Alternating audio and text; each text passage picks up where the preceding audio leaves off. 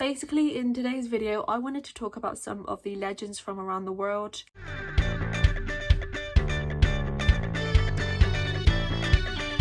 There are going to be legends mostly from England, but also this is a collab, so Nessie Campos will also tell you some more legends, and also I will link their video below. King Arthur. King Arthur is a mythological man. He is from the 5th/6th century. King Arthur has been in everyone's imaginations for centuries, and so many people know him. However, people don't actually know if he's a real person, which is so crazy. Like, you think people would have known, but we don't know if King Arthur is real. People do believe that he is a Roman warrior/officer who led the military force against the Saxons in the 5th and 6th century. He is not only known to be a warrior and fight against the Saxons, but is also known as taking the sword Excalibur from the stone, which is how he became the British king. And a little bit of back information about that. So the stone that they poured the sword from is actually a cursed stone, and a magician was like, if you can pull this out, you can be the king. And not many people could pull it out, like nobody could pull it out. And then King Arthur came along and just pulled it out, and he became the king. The next one is the Grey Lady at Longleat. She is also known as the Green Lady or Louisa Thine, called Thomas Thine, and she was cheating on him with a footman. When the husband found out that she was cheating on him, the husband pushed him down the stairway and he broke his neck and passed away. And then they buried him in the cellar, and the husband told his wife, who was cheating on him, that the man just left without saying. But his wife was like, no, I don't believe you, and she just went for a hunt and hunted for him every night for the rest of her life throughout the house. And if you go there today, which is the House of Longleat, not the safari park, you may see her just wandering around looking for the footman. This next legend is pretty popular in Hollywood, and I actually did a video covering it when I investigated the area with a couple of friends. This is the legend of Peg Entwistle. Peg Entwistle was an American actress. Peg Entwistle lived in Hollywood, and she came here just like everyone else to be a big actress.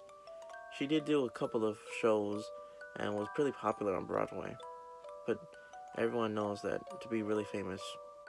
This was during a time where movies were starting to have sound. She got the role in one of her first big movies.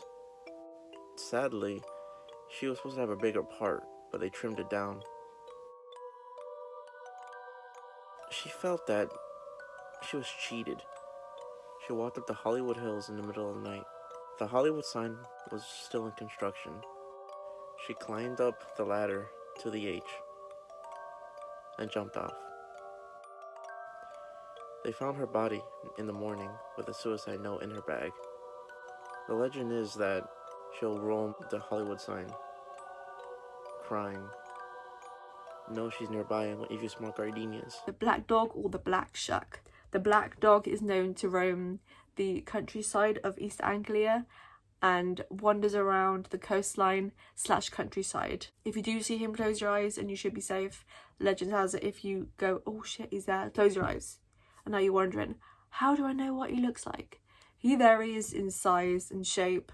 He has been the size of a dog to the size of a horse, and he has fiery eyes. So if you see a black shaggy dog who looks a bit off, just nope, out of there, and you should be fine. The first mention of this dog was in Reverend E. Taylor's book, and it's called Notes and Queries, and it was released in 1850. The Loch Ness Monster. Next, I'm going to be talking about Nessie, who is the Loch Ness Monster. She is often referred to as she, so if I refer to Nessie as she, that is why. The Loch Ness Monster lives in the Loch Ness Lake, and it is located in the Great Glen Fault. The Great Glen Fault is the largest and deepest lake in Scotland. The visibility of the lake is low, and when it's a cold day it steams up, so you can see how a large monster like Nessie could easily hide in somewhere so dark and so deep. And I bet you're wondering, Amber, what does she look like? Well, my friend, let me tell you what our good friend Nessie looks like.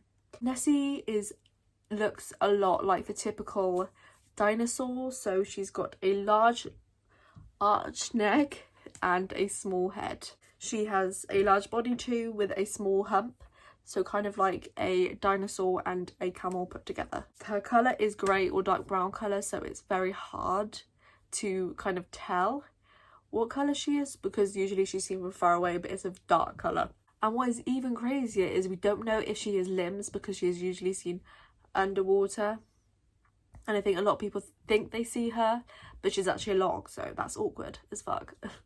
The earliest known story of her is from 500 AD, where she or an aquatic creature is drawn onto a stone. But obviously that could be any creature, but a lot of people do believe that the creature drawn onto these rocks is our good friend Nessie. The largest written reference is from the 7th century biography of Saint Columba.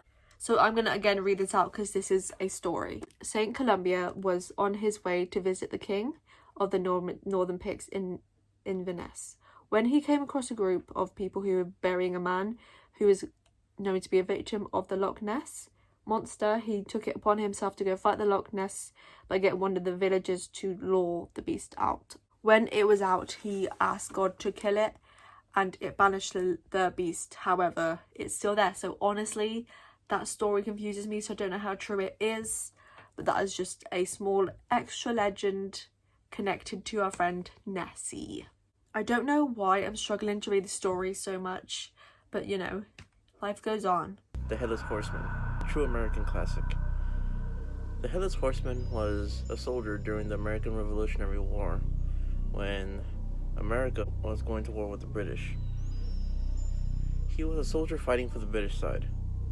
His head was blown clean off by a cannonball that was shot by the Americans. His troops was able to grab his body but left his head on the battlefield. They buried him in Sleeping Hollow, but he couldn't rest. So every night he would come from the grave and ride on his horse. He would wear a jack-o'-lantern to replace his head and be wielding a sword. He would be killing and stealing the heads of other people that he found that came across his way.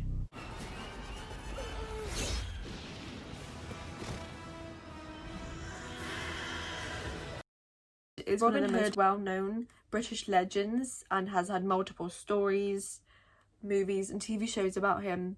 I think my favourite one from when I was younger was Robin Hood as a fox, and that movie just was so good, and the songs are so good. Little John and Robin Hood walking through the forest. Robin Hood was known as being a well-skilled archerman / swordsman, so he was, you know, he was very good at keeping himself safe if he had to. Some people actually don't know if he is from a noble family or a normal one, because the stories actually vary. So sometimes he's like, I'm a nobleman, and other times he is not a nobleman. If you don't know who Robin Hood is, he is usually known to be wearing green and to steal from the rich to give to the poor. So if you don't know that, go and watch the Disney version, because that is the best version in my opinion. And it's also just a movie, so you can just watch it in one night and just get some popcorn and just chill. So the story where he actually has the Maid Marian actually came a little bit later on, as did him having, you know, the friendship with the band of outlaws, the merry men and such. A lot of people believe that this came in later throughout the retellings and stories that other people have said. So it could be that Robin Hood was a lone man and just, you know, was an independent man, didn't have a wife, didn't have any friends, just worked on his own. Legends just change all the time. People believe that if he was real, he is a man called Robin of Locksley, and he is from Nottingham. So there is a Robin from Nottingham, but they don't know if it is this Robin or not. It's just a legend, we don't know.